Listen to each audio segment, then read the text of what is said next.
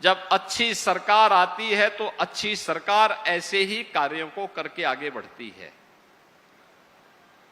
विरासत, ये विरासत सनातन धर्म की पहचान है। याद रखना, इसी विरासत के संरक्षण के लिए, सनातन मूल्यों की रक्षा करने के लिए, यहां पर जो मैं कह रहा था कि अलग अलग समय में अलग अलग महापुरुषों ने अपना योगदान दिया।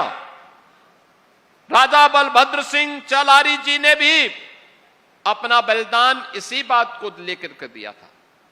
देश की आजादी के लिए अपने रणबांकुरों के साथ उन्होंने ब्रिटिश हुकूमत की चूलें हिला दी थी। मात्र 18 वर्ष की उम्र में वो लड़े थे। मात्र 18 वर्ष, क्या उम्र होती है 18 वर्ष की, लेकिन देश की आजादी के लिए उससे बढ़कर के कुछ नहीं हो सकता।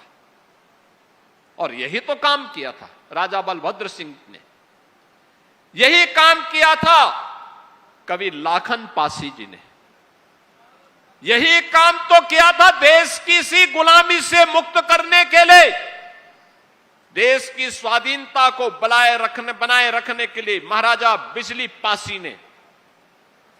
यही तो योगदान दिया था महाराज सोहेलदेव ने, यही तो योगदान दिया था महाराणा प्रताप ने, छत्रपति शिवाजी महाराज ने और गुरु गोविंद सिंह जी महाराज ने। आज हम स्मरण करते हैं इसलिए क्योंकि देश की स्वाधीनता को बनाए रखने के लिए उन्होंने अपना योगदान दिया। और ये मेरी सरकार का सौभाग्य है, हमारी सरकार ने महाराज सोहेलदेव का भव्य स्मारक बहराइच में उसी स्थान पर बनाया है जहां पर महाराजा सोहेलदेव ने एक विदेशी आक्रांता सालार मसूद को मारा था। उसकी पूरी सेना के साथ उसको चकनाचूर किया था। उसी स्थान पर हमने भव्य कॉरिडोर बनाया है, भव्य कॉरिडोर महाराजा सोहेलदेव का बनाया है। हमारी सरकार लखनऊ में वीरांगना उदा देवी पासी का भी भव्य एक बटालियन, पीएसी की बटालियन ही हमने गठित की है। हमने वीरांगना छलकारी बाई कोरी के नाम पर गोरखपुर में पीएसी की एक बटालियन का गठन किया है। और ऐसे ही बदायूं में अवंती बाई लोधी के नाम पर, वीरांगना अवंती बाई लोधी के नाम पर एक पीएसी की महिला बटालियन का गठन हम लोगों ने वहां पर भी किया है। महारानी दुर्गावती के नाम पर बांदा में हम लोगों ने मेडिकल कॉलेज का निर्माण किया है।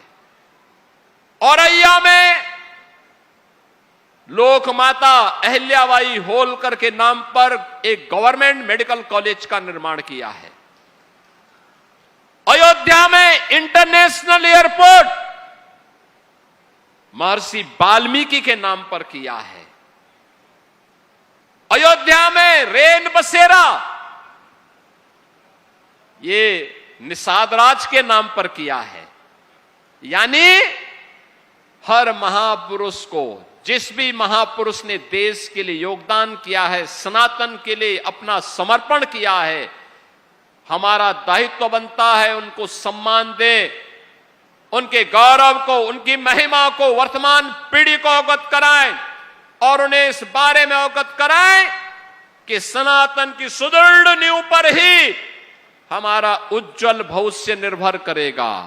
हमारा भविष्य इस पर निर्भर करेगा। सनातन सुरक्षित है, हम सब सुरक्षित हैं। और अगर सनातन के ऊपर कोई खतरा आएगा तो बहनों और भाइयों, ये खतरा कोई बच नहीं पाएगा।